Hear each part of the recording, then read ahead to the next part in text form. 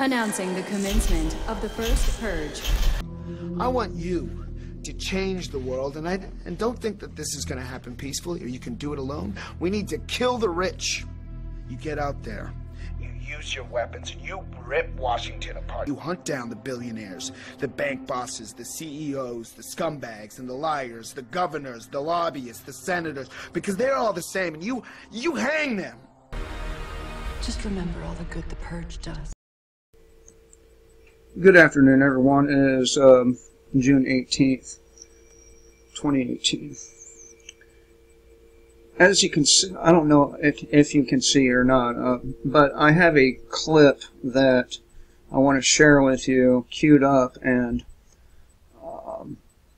after the clip I'm going to talk about current events and how it may relate to this clip. So please bear with me. This will be worth your time.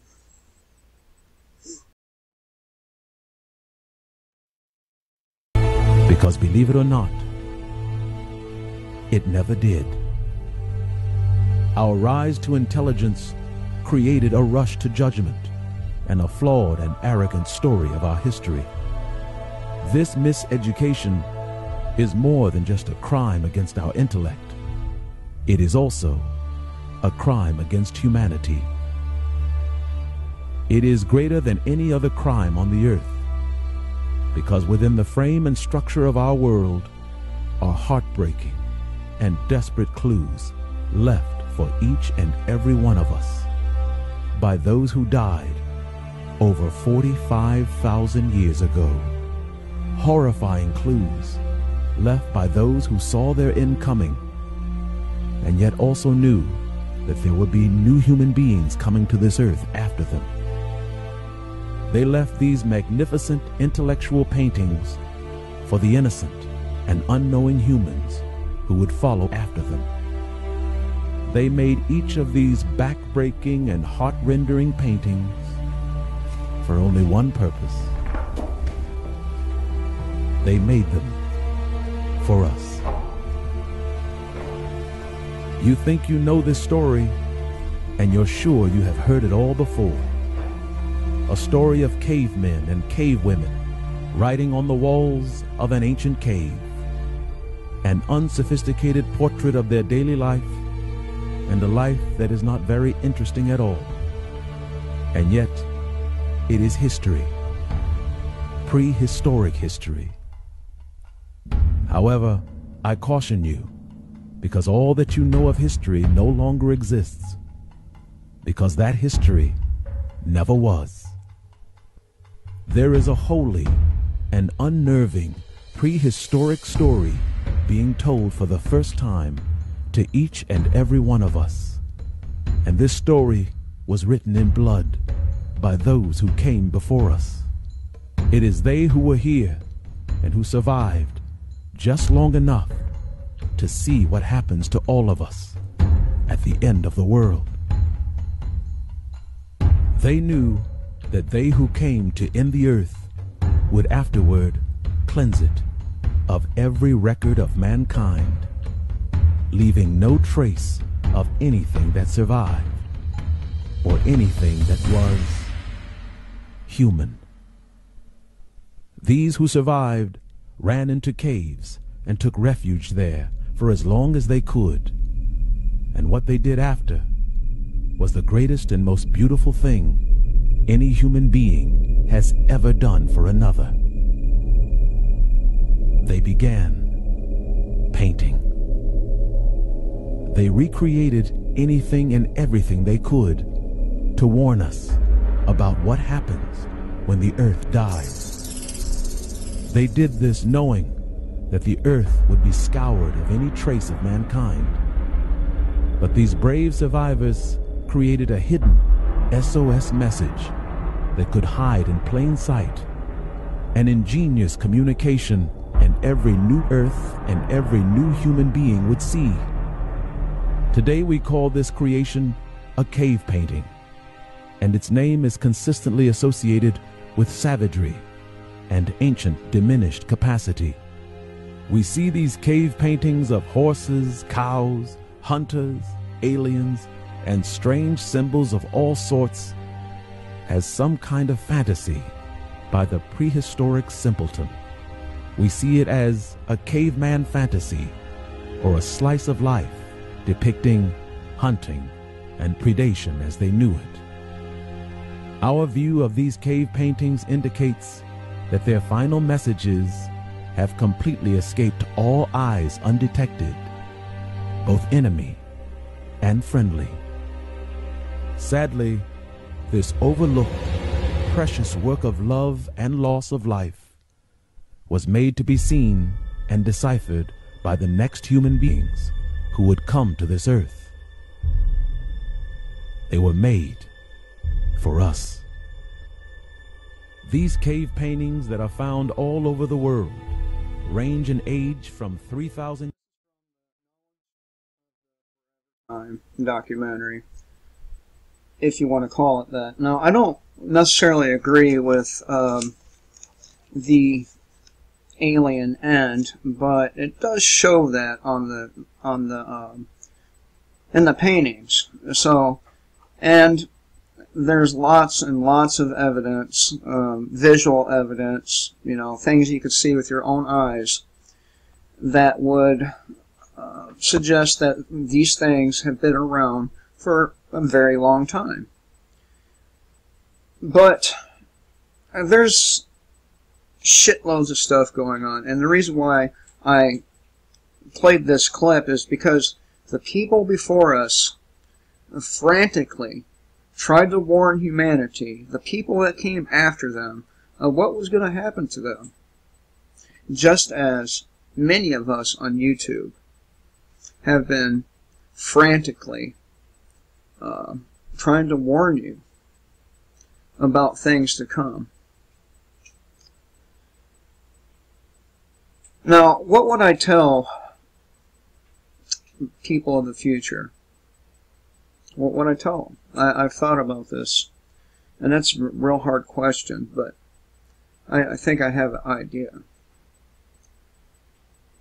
I would warn them not to let any certain group or individuals get control over their lives. Otherwise, they would end up being slaves. I would tell them that our Earth goes through cycles, and these cycles are very, very ugly. I would tell them that diseases wipe out millions of people. I would tell them all the bad shit that has happened to our civilization. Current bad shit is what we're going to talk about. Current bad shit. So we have this Hawaii volcano, Kilauea, that has been going off for, what, a couple weeks, at least. And a geologist was asked on Pastor Paul Begley's show when it would stop. And he said it's not going to stop. He said that eventually a part of that mountain is going to break off, and he's not the only one saying this. The bulge is already starting to form. It's going to break off and slide into the ocean at about 200 miles an hour. Now, when that happens, and it's not if, it's when that happens, a 1,000-foot tsunami will ensue, and by the time it gets to the coast of California, it is expected to be about 300 feet. 300-foot tsunami, okay? And that's just the tsunami. The earthquakes in Japan last night, I believe it was, a 6.1 earthquake hit Japan, and there are not many dead. There are about 300 injured. But this is just a sign of the times. And I keep looking down because I have notes I've taken. That way I stay on fucking topic here. Okay, yeah. And then you add this disease X, which is a mutated variant of a H whatever N whatever type flu. They say that it only has 2 more mutations to go before it will become, well, it will be that super flu that the Stand depicted. But it's already pretty bad. The mortality rate is about 40%. A little under, actually. So you have this going on. Then, of course, you have another volcanic eruption, a new one, in the Geopla. God damn it! I'm so gonna butcher this name. Geobligus. Obligus, yeah. This volcano has now erupted, and these volcanic eruptions are going to continue. We have about 1,500 volcanoes, active volcanoes on the planet. 1,500. I would expect for a very large number of these volcanoes to go off along with the ones that are already going off. But why? Why are they going off? Why are the earthquakes happening? Matter of fact, there was about 300 of those earthquakes there in Hawaii alone just yesterday. And, well, that's going to be the thing that makes the side of the mountain fall off into, I believe it was the Atlantic. I could be wrong, though. So why? A lot of people are saying Planet X, Nibiru, Planet 9, whatever you want to fucking call it, Wormwood binary is getting closer, and I think it's probably the most logical explanation. I don't think we're going to touch each other, but I think we're going to see it pretty clearly. Matter of fact, there was a weather cam, FAA weather cam, taken offline because a woman kept finding large planetary bodies on the cam. So they took that down. So, you know, these planetary bodies, it's more than one. It's a group of them, and along with them, these planets, asteroids and comets, and all this other shit is pushed in front of it and pulled behind it, which is why we're seeing an increase in the fireballs and small asteroids breaking through our atmosphere.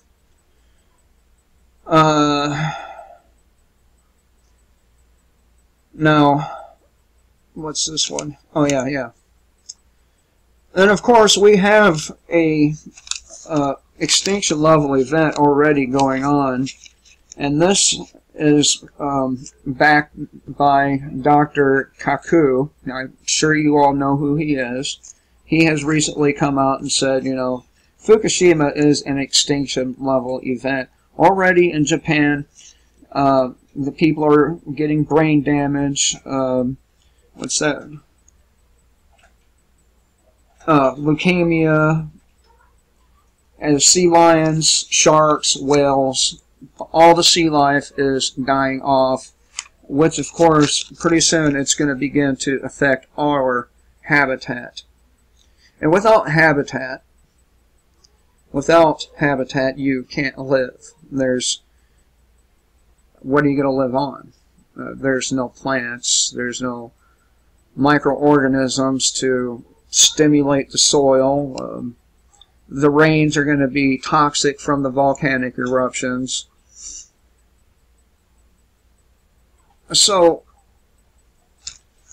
as much as I hate to admit it, I think the least of our worries at this moment in time is our fucking government. As disgusting and murderous as they are, I think Mother Nature is about to take center stage.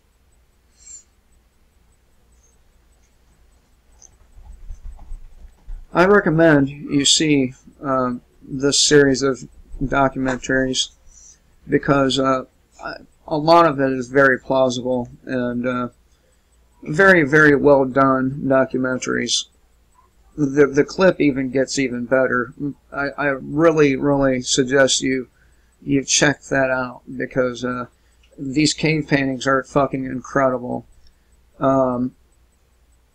Hidden within them are satellite images of the Earth, and our continent happens to be on one of these paintings in the form of a bull opposite of the constellation Taurus. So, oh yeah, I can't forget about the heat wave.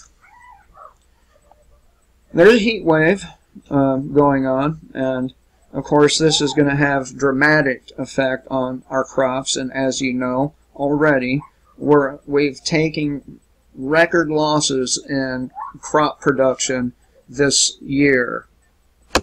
Now this is Canada, United States, France, Germany, all of them. Already we've taken massive crop losses. So this heat wave is going to contribute to an already diminishing crop production number. And let me see here. Did I mention everything? Oh yeah. Here's a couple more for you. There was a mass shooting in New Jersey at an arts festival, and the majority of the art seemed to be centered around Colin Kaepernick, you know, the NFL player who didn't like standing for the national anthem. Kudos to him. You know, when presidents go golfing, a lot of people like to criticize how much time a particular president is spending playing golf. What they don't understand is this is one of the few places a president can go to make decisions and have discussions without prying ears. I would say that every time a president goes golfing, that means some shit's about to happen, and they're going there to discuss that shit. So, be looking for Mr. Trump going golfing real soon.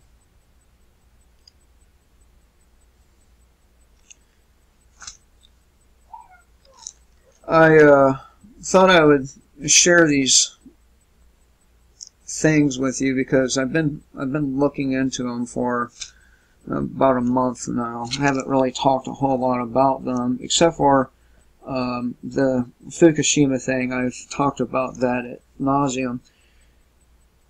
Oh yeah, and regarding that, a Yale professor has now confirmed that all those animal die-offs are a result of Fukushima.